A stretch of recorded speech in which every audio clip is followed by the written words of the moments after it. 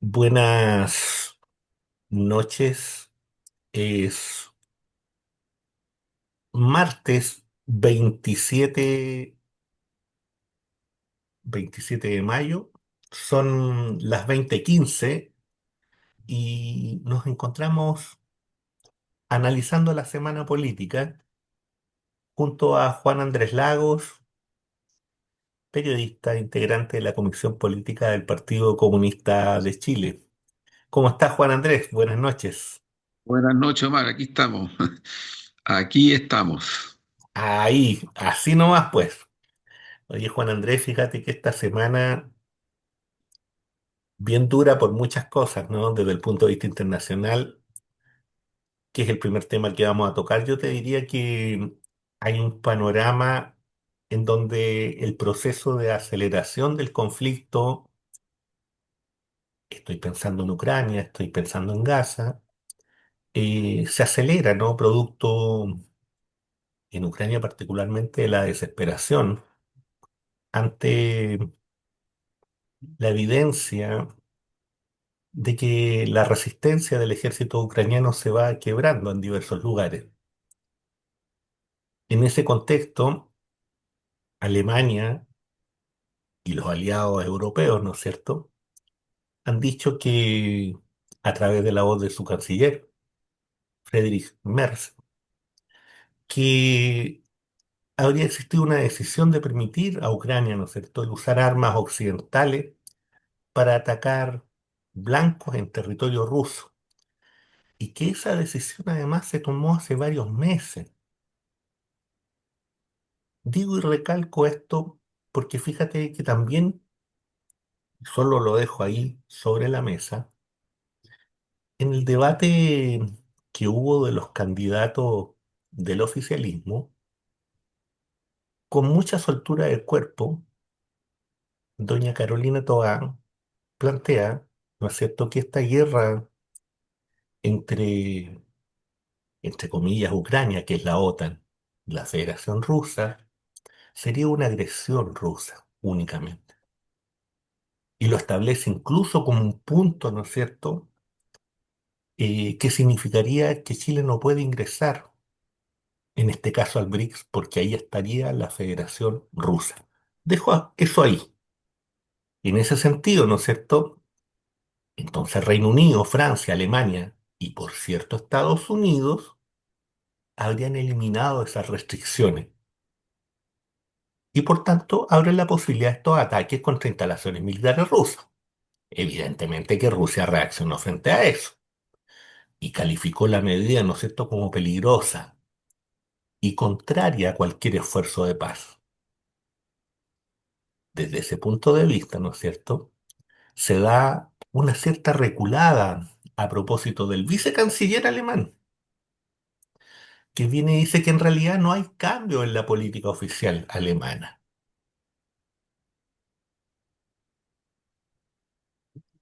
Un medio inglés, The Guardian, coloca en su portada la muerte de una pequeñita de 11 años, una influencer, una youtuber palestina, asesinada, ¿no es cierto?, en uno de estos tantos bombardeos. Y en eso se va generando, ¿no es cierto?, toda esta tremenda crisis humanitaria, en donde incluso la UNRWA viene y dice que de los 22 centros que tenía de salud para la atención hoy día solamente están funcionando a media 6. En, en América Latina, en Venezuela, hubo elecciones. Aquí en Chile casi ni se habla de eso. En donde el polo patriótico nada menos que obtuvo el 82,68% de los votos. Y 23 de las 24 gobernaciones. Y la oposición solamente obtuvo una, con una participación del 42,63% de los ciudadanos según el Consejo Nacional Electoral. Fíjate que en Argentina aparece una información que dice que en el transcurso de estos meses han habido más heridos por represión que en todo el año 2024 en Argentina y que esa represión es contra ancianos. Eso es lo que está cursando hoy día, ¿no es cierto? A nivel internacional y que rescato como lo más importante, lo más relevante, Juan Andrés. Sí, mira, para ser bien directo, yo creo que en el conflicto militar, y nosotros lo decimos, lo hemos dicho hace bastante tiempo, eh, hay una reacción rusa ante una ofensiva de Estados Unidos y de la OTAN, de los países europeos, sobre las fronteras rusas, en una suerte de cerco que viene hace mucho tiempo, no es de ahora. Eso es el origen de la guerra. Y se ha usado el territorio ucraniano para eso, como así se ha usado en otras partes del mundo, lo ha usado Estados Unidos, lo ha usado Europa también, para invadir, para atacar, para generar dictaduras, para imponer terrorismo, holocaustos, como la terrible situación que se vive en estos momentos en Gaza. Eh, por lo tanto, yo creo que ahí hay una visión que, por lo pronto, incluso eh, eh, de alguna u otra manera han ido reconociendo este cuadro, este escenario, algunos gobiernos europeos y el propio gobierno de Estados Unidos, y buscan el diálogo y buscan establecer espacios en donde se pueda, por ejemplo, intercambiar prisioneros, tratar de avanzar en la perspectiva de la reducción de la guerra, en fin, hay todo un proceso ahí en curso. Yo creo que esa es la realidad y es una realidad objetiva, ¿no? Desde el punto de vista estrictamente militar, Rusia ha ido consolidando posiciones. Eso es lo que ha ido ocurriendo. Eh, lo que pasa es que esto es una derrota fuerte para el imperialismo occidental y el neocolonialismo otanista, ¿no? Y por lo tanto, yo creo que ya ni siquiera les queda ningún espacio para tratar de explicar esto a partir de que aquí se trata de la defensa de la democracia o cosas por el estilo. O sea, yo creo que eso no se lo cree nadie. O sea, eso ya pasó de largo, ya no existe en ninguna parte del planeta. Esa argumentación es espuria, absurda, además antidemocrática, ya no tiene eco en ninguna parte del mundo, prácticamente, no tiene ninguna parte. Acaba de la Corte Penal Internacional resolver que Netanyahu es un criminal de guerra y queda sujeto, no sé si lo van a lograr, porque ya a esta altura el derecho internacional y las instancias internacionales, la criminalidad que ha impuesto Israel, no con el apoyo, sino que con el protagonismo norteamericano y europeo es brutal. O sea, ellos son responsables de esta criminalidad y de este holocausto y de este exterminio, ¿no? Son corresponsables. Pero ahí, al parecer, Toa no dice nada, o pasa de largo, así como que no existiera esa situación. A mí lo que me parece más recontra grave y antidemocrático es volver a poner condiciones, ¿no? Respecto de situaciones como el ingreso de Chile a los BRICS. Porque en el fondo discutamos bien. El tema de fondo es que se está defendiendo la dependencia y la subordinación del Estado Nacional chileno a los intereses espurios, brutales y antidemocráticos de Estados Unidos y de las corporaciones transnacionales otanistas sobre Chile. Eso es lo que se está defendiendo. Y eso atenta en contra del Estado Nacional chileno, en contra de su soberanía, ¿no? Y lo atenta gravemente, no lo atenta en menor grado, lo atenta gravemente. Por lo tanto, a mí me parece que hay una cierta costumbre supremacista de ciertos sectores concertacionistas a través de su candidata de ponerle nota a medio mundo y de excluir, incluso de poner condiciones, asumiéndose como si fueran campeonas de la democracia. Y yo creo que lamentablemente algunos del mundo progre, en vez de pasar a la ofensiva respecto de esto que atenta, insisto, en contra de la soberanía chilena, ¿no? Que en el caso de Gaza es una justificación a lo más atroz y horrendo que ha ocurrido en la humanidad.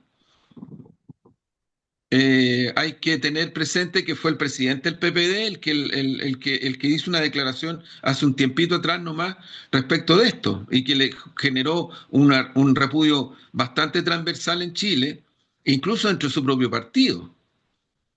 Entonces, a mí me da la impresión, Omar, amigas y amigos que nos escuchan, que esta cuestión está llegando ya a situaciones límites porque ella misma le puso condiciones a una primaria, porque dijo sí, que en el caso que iba Daniel Jadwe, ella parece que no iba a participar o dudaba participar. O sea, ¿por qué? Porque por el apoyo de Jadwe a Venezuela. O sea, estamos hablando de ese tipo de cosas.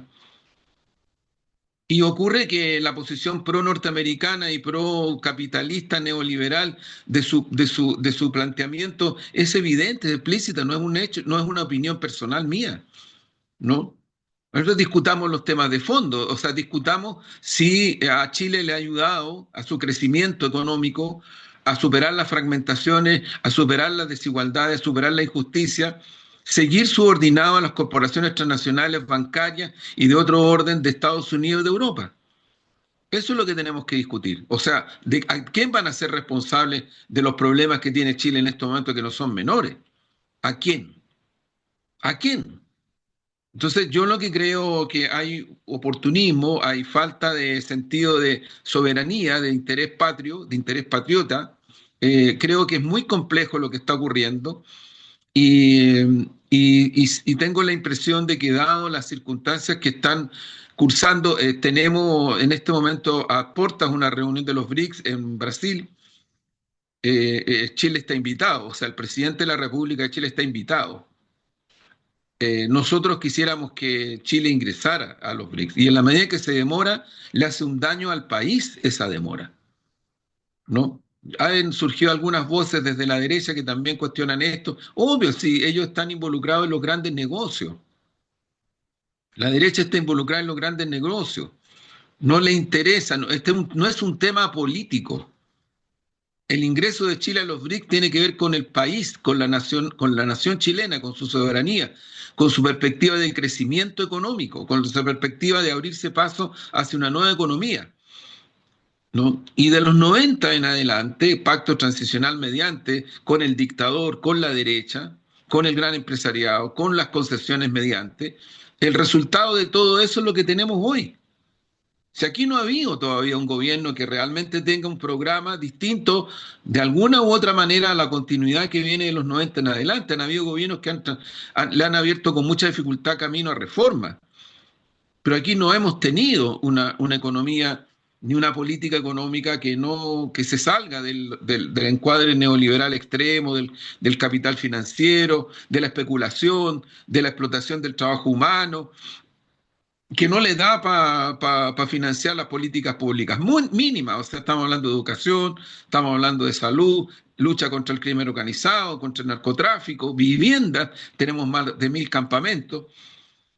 Entonces creo yo que hay un problema aquí muy de fondo y se ha ido expresando en la medida en que los planteamientos de la candidatura de este sector va tomando más cuerpo desde el punto de vista de lo que se plantea en el fondo.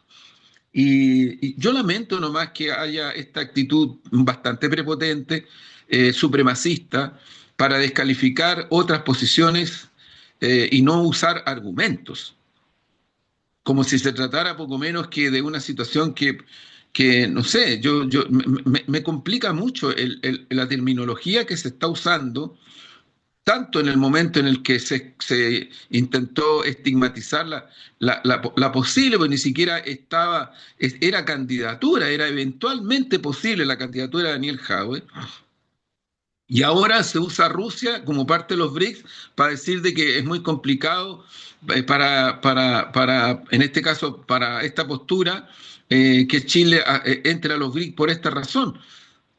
Eh, yo siento que estamos llegando a un totalitarismo en política internacional y en política nacional muy antidemocrático, que además no tiene ningún soporte desde el punto de vista de lo que significan los intereses nacionales del país, en el terreno económico, en el terreno político, en el terreno social, en el terreno cultural, en fin, en distintos ámbitos. Y es importante que entonces la ciudadanía vaya reaccionando frente a esto, porque es evidente que no es solo un relato electoral, no es solo eso. O sea, aquí lo que se está planteando es mantenerse en una postura que a Chile desde los 90 en adelante, si bien es cierto, se han resuelto algunas cosas con harta presión ciudadana, porque si no, no se habrían producido. Así, la revolución pingüina es la que le abre el camino a la posibilidad de cambios en la educación. No es la élite transversal del pacto transicional.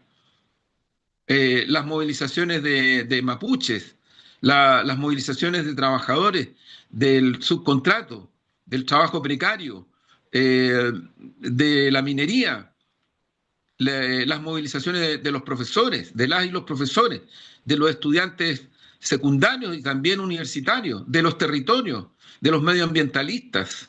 Y por favor, si van a seguir con este temita del octubrismo o de que no queremos cosas partisanas, porque está lleno de supremacismo, es impresionante el supremacismo de sectores que han gobernado este país desde los 90 en adelante y prácticamente han tenido todas las posibilidades de hacer lo que ellos consideran que hay que hacer, si el resultado es el tema. El resultado de lo que hoy día tenemos es en buena y gran medida producto de políticas que provienen del pacto transicional y que tienen que ver con la instalación, la aplicación y el despliegue de un capitalismo salvaje que tiene estancada la economía, su crecimiento, no da recursos para políticas públicas, genera grietas y fragmentos. Por eso fue el 2011, porque nadie inventó el 2011, nadie lo fraguó desde un laboratorio de política.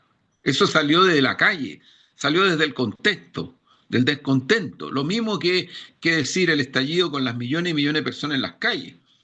O sea, negar y renegar de eso, a mí me parece de una complicación altísima. El otro día escuchaba a, a, a, a la cantante que hizo, a Miriam Hernández, que hizo un recital en el Estadio Nacional. Y ella con un sentido de humanidad decía eh, que las movilizaciones, el estallido, todo eso, la base de todo aquello fue un descontento social que es importante reconocer que existió y que en una parte no menor todavía existe, porque hay muchos problemas como las listas de espera, como los temas de salario, como los temas que tienen que ver con pensiones, con los temas que tienen que ver con educación, con vivienda, con qué decir, con la inseguridad ciudadana que crece. Siguen existiendo, son reales, nadie los inventa. Entonces, a mí me parece, Omar, amigas y amigos, que estamos frente a una situación muy compleja porque vuelvo al comienzo. La posibilidad de que Chile ingrese a los BRICS es por una necesidad de Chile. Y eso lo que puede pasar es que curse el tiempo y quedemos atrás. Y quedar atrás significaría no tener posibilidades de ingresar a un sistema en donde ya las posibilidades de crédito a través del Banco de los BRICS, que encabeza ni más ni menos que la expresidenta del Brasil, Dilma Rousseff, el intercambio no solamente o sea, por favor, o sea, poner como condición de entrar o no entrar, porque está Rusia, pues si está la India, está China, está Sudáfrica, está Brasil, o sea, está Bolivia, está Cuba, están muchos otros países del Oriente Medio y del África que van haciendo y configurando un sistema económico que permite a las naciones muchas posibilidades de inversión, de reinversión, de crecimiento, de intercambio, que no los da el actual sistema en donde más del 75% de la economía chilena está totalmente dominada por estas corporaciones transnacionales y particularmente financieras, en el caso chileno, que hacen y deshacen con la economía del país y con el trabajo humano.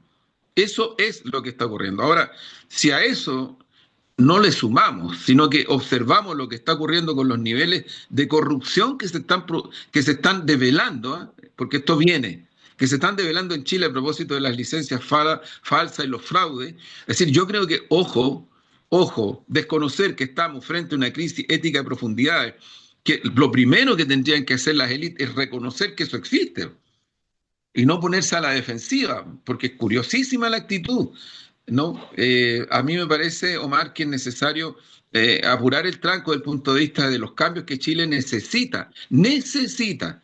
Aquí no hay opción política, se traducen en fórmulas políticas, pero la necesidad social, económica, cultural, subjetiva existe, es una necesidad.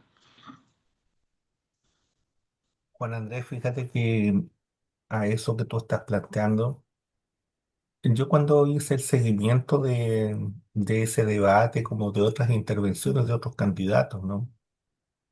Fíjate que a mí una de las cosas que me llamó la atención dentro de las propuestas, algunas que pueden ser interesantes o no, es primero lo plano, lo plana de cada una de las visiones.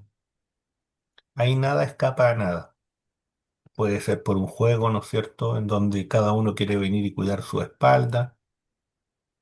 Pero sin embargo, yo creo que la situación hoy día es tan compleja que estar cuidándose la espalda no sirve de mucho.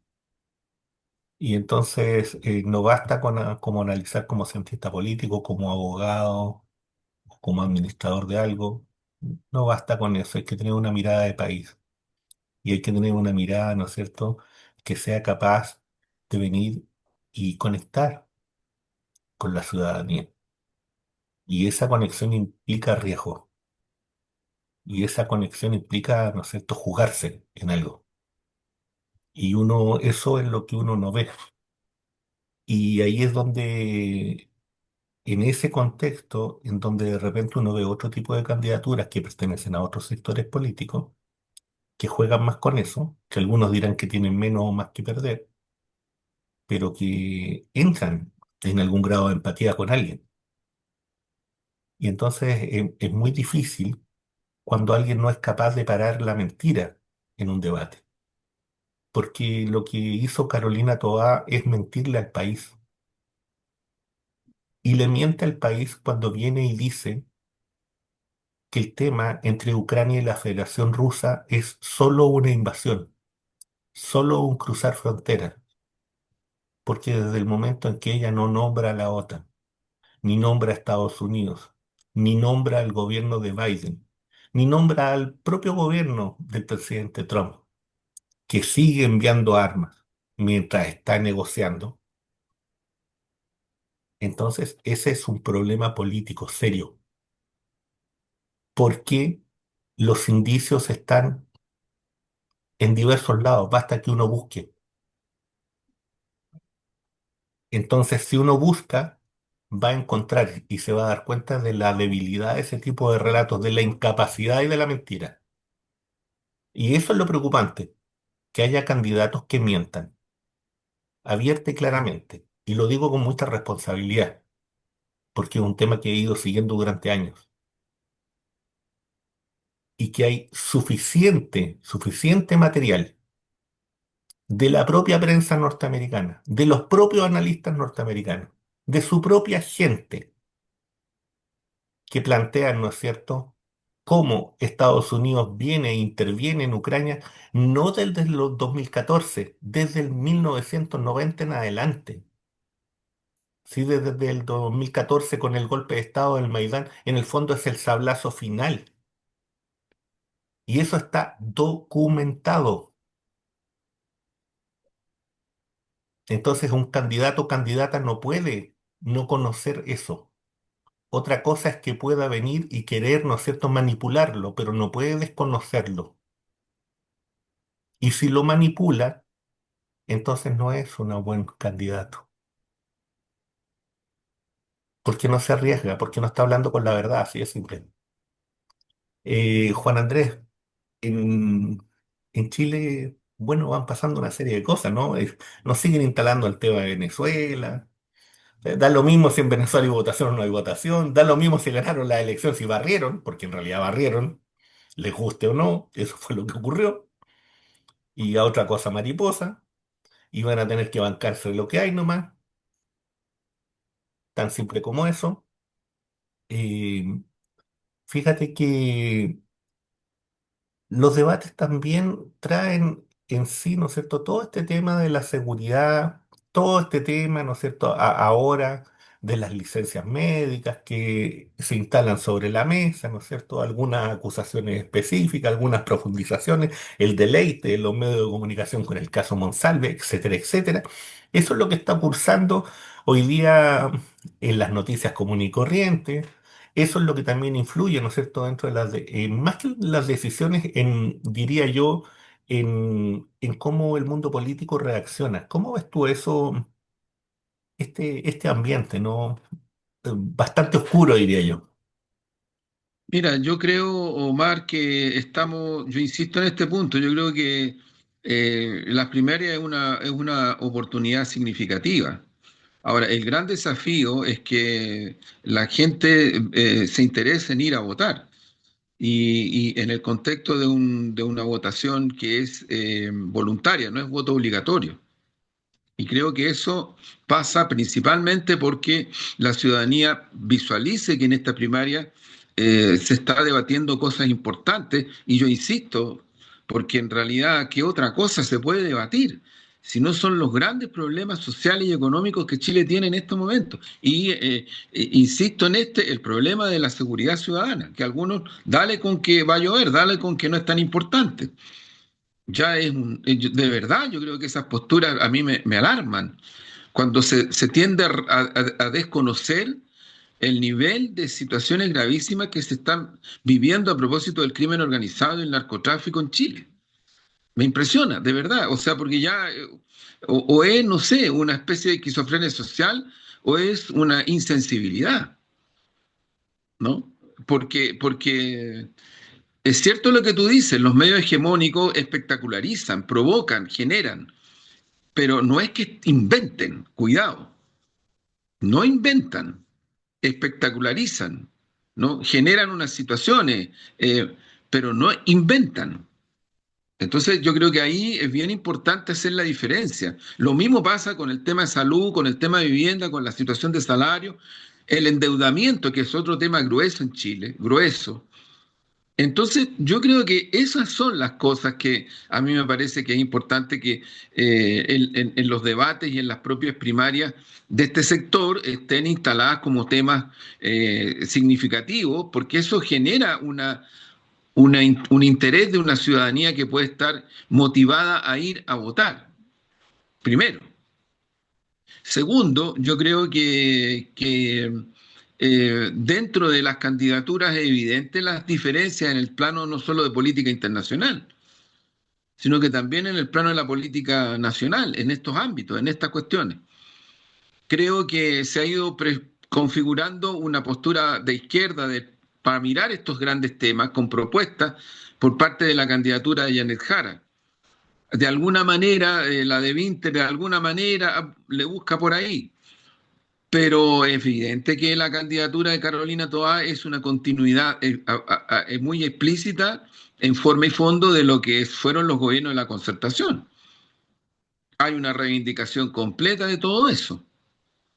Y creo que la ciudadanía tendrá que pronunciarse respecto de esto, de las propuestas concretas, ¿no? Concretas que se hacen para resolver estos grandes temas que implican, desde el punto de vista político y electoral, eh, la derrota de una derecha que va en ascenso, que no va en descenso, una derecha que va en ascenso, que está mirando con mucho sentido de poder, de vocación de poder, alcanzar el gobierno y una representación parlamentaria mayoritaria. Y yo creo que esto que estoy diciendo, que a algunos no les gusta que se diga, es un secreto a voces. Es el desafío. No impedir solo, porque ojo, cuando aquí se dice que hay que impedir que la derecha llegue al gobierno, mucha ciudadanía te dice, pero ¿cuáles son las causas por las cuales hemos llegado a esto por tercera vez? Por tercera vez. Porque aquí hay dos gobiernos de derecha en poco tiempo. ¿Por qué llegamos a esto? Bueno, y ahí hay que mirar qué es lo que hicieron los gobiernos de la concertación en el pacto transicional de cogobierno con la derecha, en todos los planos, ¿Qué pasó después? ¿Qué ha pasado con este gobierno respecto de este tipo de situaciones? ¿Y cómo enfrentar aquello? Y yo creo que la clave de esto no es la unidad por la unidad, porque algunos hablan la unidad, la unidad, la unidad, sí, pero la unidad por la unidad para parar a la derecha, esa derecha con la cual tú dialogaste, le diste legitimación, te golpea, opera a través de los poderes fácticos, en fin, creo que ahí hay cuestiones más de fondo que es importante considerar, entre otras el protagonismo del pueblo, de los partidos, de los movimientos sociales para hacer fase significativa de una construcción de alternativa de poder para las transformaciones. No es solo el tema de la representación parlamentaria, aunque es clave la representación parlamentaria, pero no es solo la representación parlamentaria. Y yo creo que estos componentes son los que te van mostrando situaciones concretas. El nivel yo diría, de propuesta que se requiere, que de alguna manera implica un cierto avance, pero lo que se requiere para definitivamente el Estado Nacional chileno, en conjunto con el pueblo mapuche, le abra paso, le abra camino a una situación que implique la pervivencia de ese pueblo en condiciones básicas de lo que implican para ese pueblo la sobrevivencia. Eso es lo que está en juego. Y quien ha dicho una verdad absoluta en estos últimos días es el senador Huenchumilla, cuando ha recordado, ¿no?, que el pueblo mapuche viene resistiendo varias invasiones, la de los incas, la colonia española, después la del Estado Nacional chileno con masacres de por medio, masacres terribles, y sigue resistiendo, y sigue resistiendo. Son esas cuestiones, yo creo que hay que mirarlas con mucho sentido de profundidad, porque lo que está jugándose en Chile, yo lo vuelvo a repetir, es el agotamiento definitivo de un modelo económico que ya no podemos hablar de la dictadura, tenemos que hablar de los 90 en adelante. Un modelo económico que se instaló de los 90 en adelante como si fuera el fin de la historia, la panacea de todo. Y lo que ha dejado ese modelo económico como resultado es lo que estamos viviendo hoy. Una economía que, que no crece estratégicamente, que no crece estratégicamente, una economía que no tiene los recursos para poder financiar políticas públicas en las dimensiones que se necesitan para la pervivencia. Estamos hablando de otra cosa. Una economía política que no ha podido resolver el problema de lo que significa un Estado nacional en donde el privado pueda operar sobre la base de un interés público nacional, porque son parte de Chile. Si aquí está una cuestión muy compleja cuando se habla de un Estado. Mira, cuando la señora Matei, y le responden y agarran papa, ¿no? Agarran papa de este otro lado. Cuando la señora Matei dice que va a echar 100.000 funcionarios públicos, eso es lo que dice. Y ahora tiene resuelto porque ella saca el cálculo y bueno, ya hay 25.000 menos por los problemas de fraude de licencia. Claro. Entonces, uno dice, ¿esto va a resolver el crecimiento de la economía chilena, la productividad, la reinversión de capital, la industrialización, nuevos socios estratégicos, incluidos China, India, Asia? El sentido de lo bioceánico, miren, no caricaturicemos, amigas y amigos, no caricaturicemos. Cuando Macri devela que Trump le dijo, porque eso fue lo que le dijo, si quieres tener una proyección estratégica para tu país, invade Chile, punto. Y controla dos océanos. Ese es un desafío real para Chile.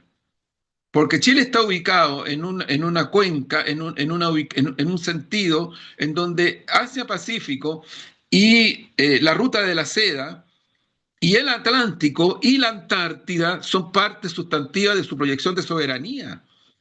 No es que se trate de estar pensando en una cuestión de neocolonizar y ni atacar a nadie. Debemos pensar como pensaron los antiguos. Yo siempre menciono el gobierno de Frei Montalva, cuando hace la alianza estratégica con Arturo Illia. y miran hacia el Asia-Pacífico, particularmente hacia China. Después el gobierno del presidente Salvador Allende, ¿qué decir? O sea, estamos hablando de cuestiones de una dimensión muy profunda para el Estado Nacional chileno. Y ahora, cuando Macri dice lo que dice, uno se da cuenta de que aquí las tensiones, incluso militares, pueden agravarse con gobiernos de la locura violenta y militarista como es el de Milei y como es el de Trump. Porque Trump se ve protagonista de un plan en donde si el gobierno de Milei le hace la guerra a Chile, bueno, eh, Trump está viendo la hegemonía, la recomposición de la hegemonía en el Asia-Pacífico a través de la subordinación del territorio chileno, entre otras cosas, la salida violenta de China de esta región. Eso es lo que está viendo Trump. Y nosotros somos parte de eso. Y porque Rusia está en los BRICS, vamos a seguir subordinados a los intereses espurios del imperialismo norteamericano cuando chocan violentamente con el Estado Nacional, con nuestra soberanía, con nuestro interés nacional de Estado. Yo creo que ahí hay un papel muy importante del empresariado y no el empresariado solamente el pequeño y mediano. Yo el otro día estuve en Sin Filtro y dije, mira, yo creo que una de las cosas, varias cosas, pero ¿qué es lo que hay que hacer? Hay que crear un área de la economía chilena que tenga que ver con la pequeña y mediana empresa, con los emprendedores y emprendedores, un área de la economía que esté vinculada y que esté asociada a Corfo y que esté vinculada y asociada, pero de una manera estratégica, no de una manera solo con programas o planes de inversión.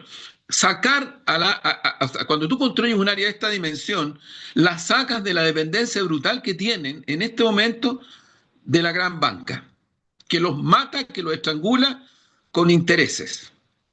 Eso le pasa a cualquier proyecto económico en este país, mediano, pequeño, incluso más grande. Estoy hablando, por ejemplo, de cooperativas lecheras y cooperativas de otro orden, ¿no? Entonces, eso es crear un área. Eso te da una reactivación, pero qué duda cabe.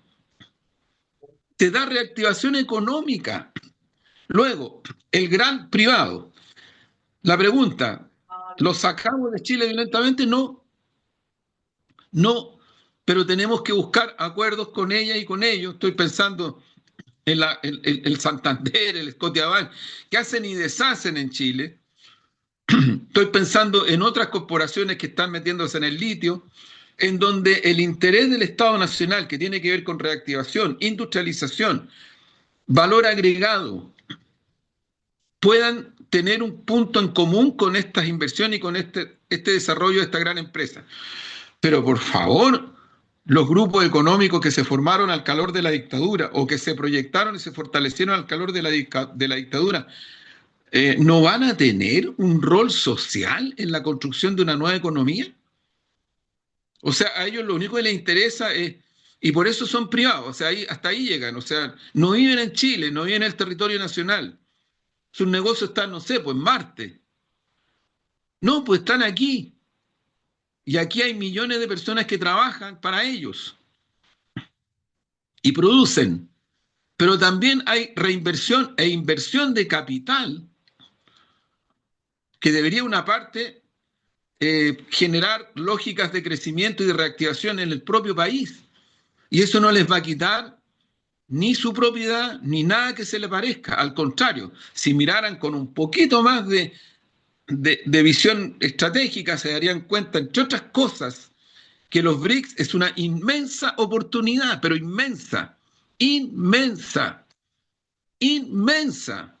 Yo no conozco a ningún empresario, a ninguno, de ningún tamaño, partiendo por la familia Piñera, que después de ir a China y después de conocer China y después de empezar a abrirse camino a posibilidades de negocio, hayan quedado deprimidos o angustiados. Al contrario, así se le abrieron las pepas, así se le abren las pepas a los productores de cereza, de palta, a los que hacen negocios financieros. Claro, hay temas, lo hemos dicho otras veces.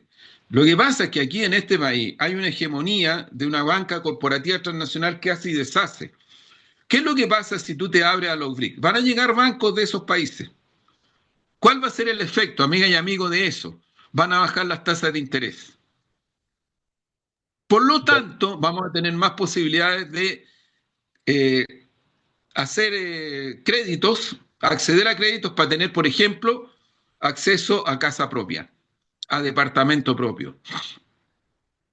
Eso es lo que va a ocurrir.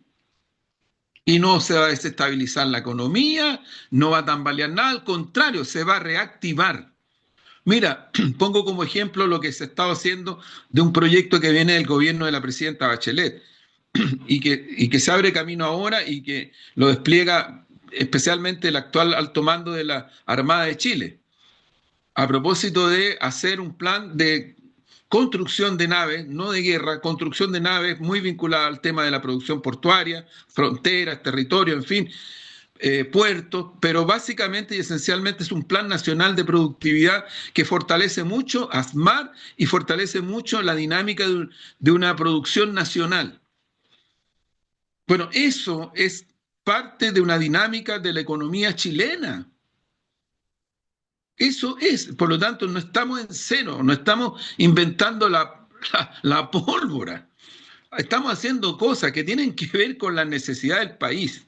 Si tú en ese contexto ubicas lo que es el protagonismo de la sociedad civil, es decir, la ciudadanía, los municipios, los municipios abiertos a intercambios con municipios de los países del BRICS, o sea, el intercambio entre municipios, incluidos proyectos de inversión y reinversión económica, con Brasil, con la India, con China, con Rusia, con Sudáfrica.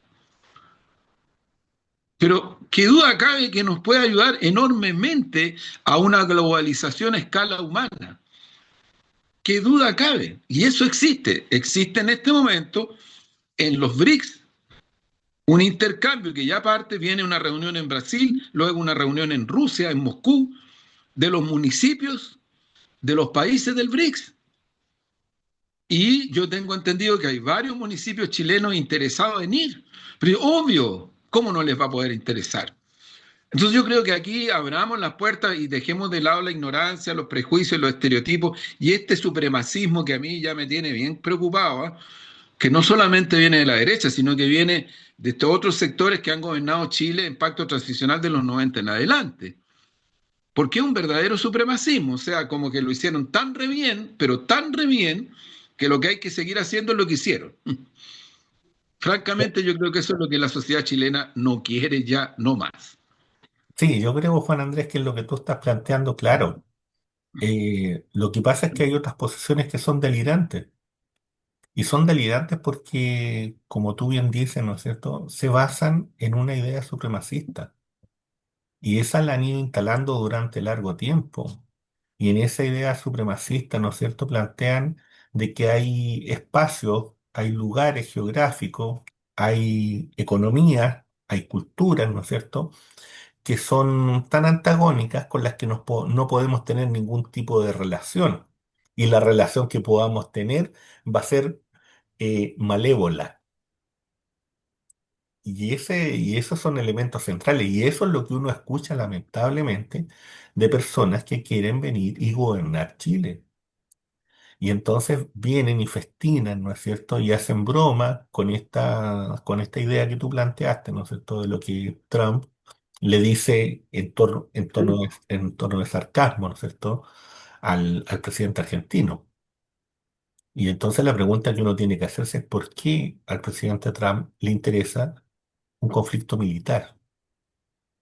¿Por qué le interesa un conflicto militar en Sí, este lugar del continente? sí, ¿Por qué yo razón? creo, sí, yo creo, Omar, que es clara el objetivo estratégico de Estados Unidos, del imperialismo norteamericano en esta fase. Patio trasero, ellos además hablan ya descaradamente de su patio trasero.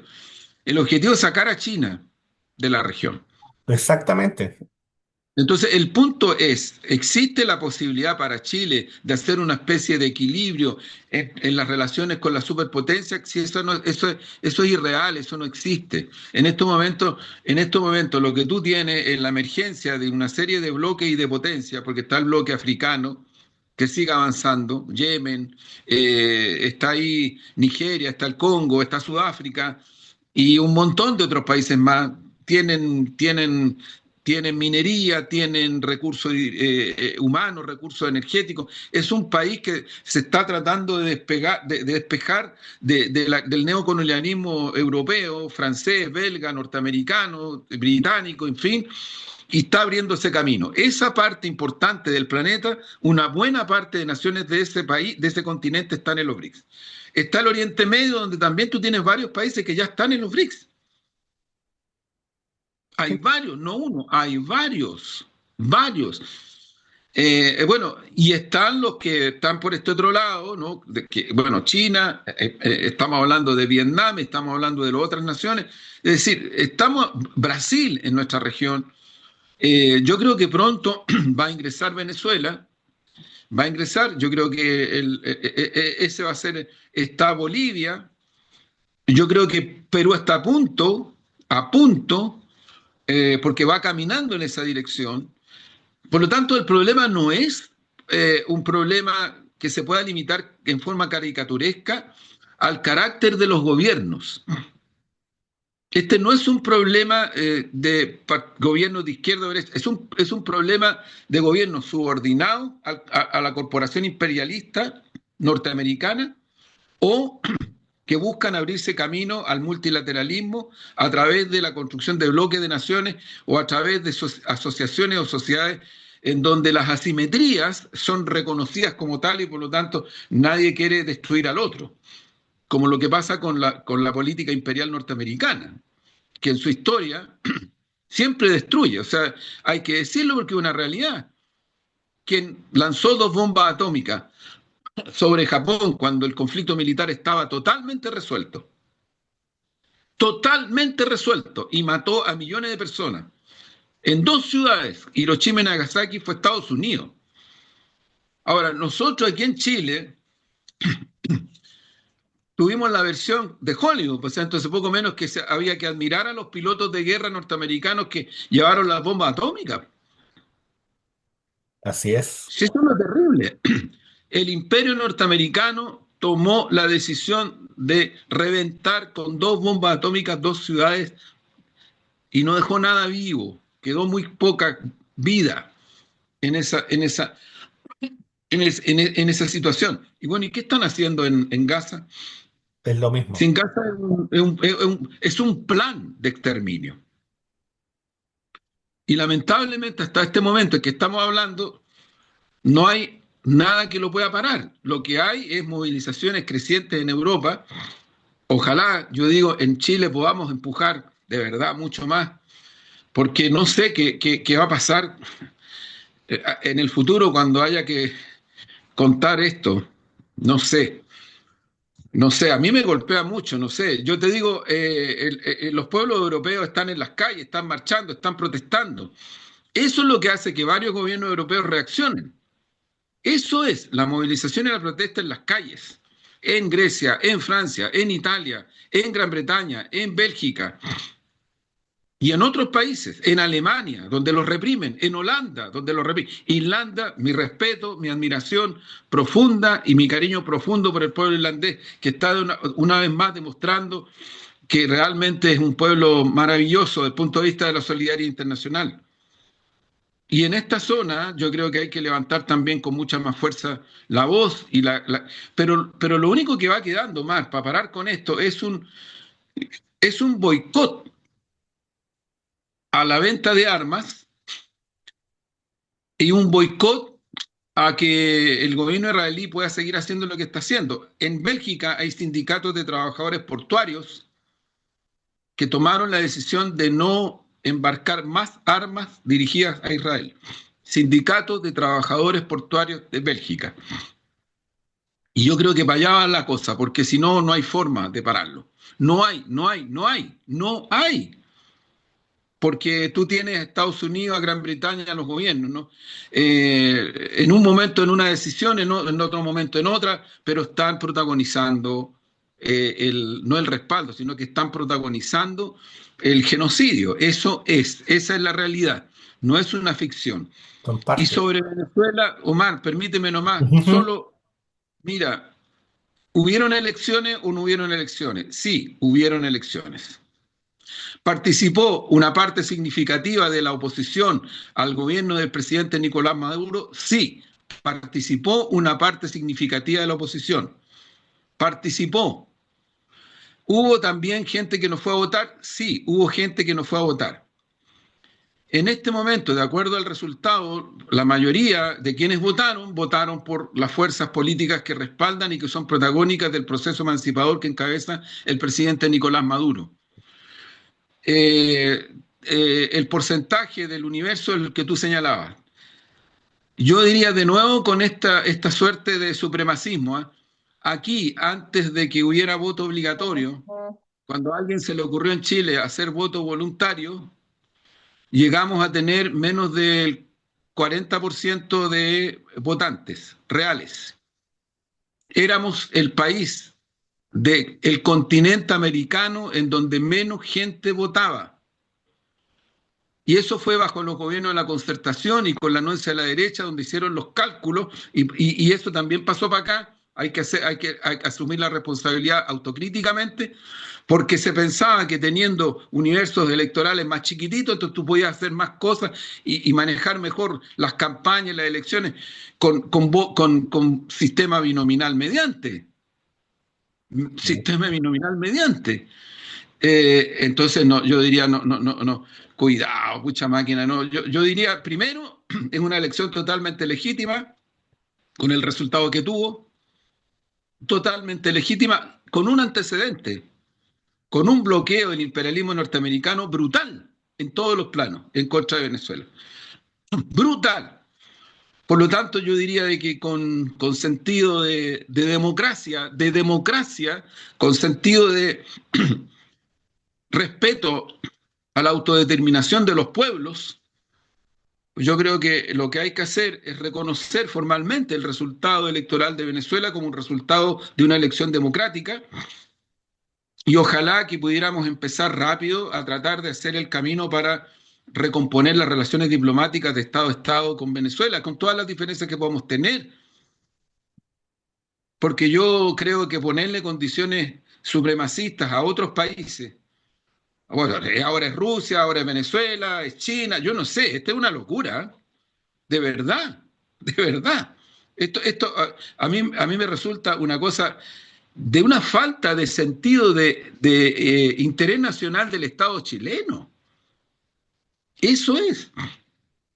Entonces creo que Venezuela ha vivido un nuevo evento electoral muy importante y el resultado que tiene le ha dado una importante proyección al proceso que encabeza el presidente Nicolás Maduro, y yo creo que es muy peligroso, es muy peligroso. Yo insisto en este punto y con esto cierro, para el Estado Nacional chileno, que desde Chile se empiece o se siga poniéndole nota a medio mundo y a partir de eso definir temas tan relevantes y sustantivos como la política internacional y como aspectos importantes de la política nacional. Porque ocurre que aquí tenemos al lado al gobierno que tenemos, que ese sí que es loco, y que ahora, de acuerdo a lo que ha dicho Macri, no lo ha dicho nadie de la izquierda argentina, no han estado conversando y Trump está con la cabeza pensando en cómo resuelve el tema para Estados Unidos, para sacar a China de toda la región, partiendo ¿no? por una zona estratégica que es Chile, dándole el paso a que se arme una guerra y terminemos. Oye, y precedentes sobre eso hubo, pues si bajo la dictadura de Pinochet y bajo una dictadura argentina estuvimos a punto de irnos a la guerra. Así es. Estuvimos a punto. Y antes, bajo el gobierno de Frei Montalva, también tuvimos tensiones en Laguna del Desierto. Ahí muere asesinado por fuerza militar argentina un teniente de carabineros, Hernán Merino. Entonces, no estamos hablando de cuestiones secundarias, estamos hablando de cuestiones bastante fundamentales, o empujamos en la dirección, o sea, mira, yo creo que nosotros tenemos que tener las relaciones de Estado a Estado con Argentina y tenemos que lograr que con Argentina se produzca un espacio de nivel bilateral más allá del carácter del gobierno y de la locura que es mi ley, para efectos de tratar de instalar las cuestiones de interés multilateral y estratégico para la región. Y separar de una vez por todas el riesgo de una tensión militar, cualquiera dimensión que ella tenga. Pero creo que eso implica una política internacional que yo no veo que tenga las características que debería tener en el caso de Chile. La veo errática, la veo a veces más subordinada a cuestiones que tienen que ver con los intereses de Estados norteamericanos y de corporaciones transnacionales que tampoco son Estados nacionales, más que referida al Estado nacional chileno. Bueno, Juan Andrés, vamos cerrando Vamos. el programa de hoy. Como siempre, intentaremos hacerlo con un pequeño poema que se llama Reportaje. Un guión donde el malvado lo es tanto que la maldad lo besa hasta el absurdo de secar sus labios en una escena morbosa. Fuera de relato, de cámara, Victoria Nuland, la Vicky, reparte panes y chapitas con suásticas a los buenos muchachos del Maidán y el presentador, pese al esfuerzo, no puede esconder la huesuda mano de la Paramount. Así nomás, Muy con bueno. reportaje. Sí, y un antecedente para que creo que ayuda a comprender mejor el relato estético que hace Omar. La Paramount, los propietarios de la Paramount son un grupo judío. Sí, sí. Y son los propietarios, por cierto, de Chilevisión Exactamente. Y de otras cadenas más. y de otras cadenas más. Sí. Así es. Chao, Ya chao. pues. Nos vemos. Chao. Nos vemos. Chao. Nos Chao. vemos.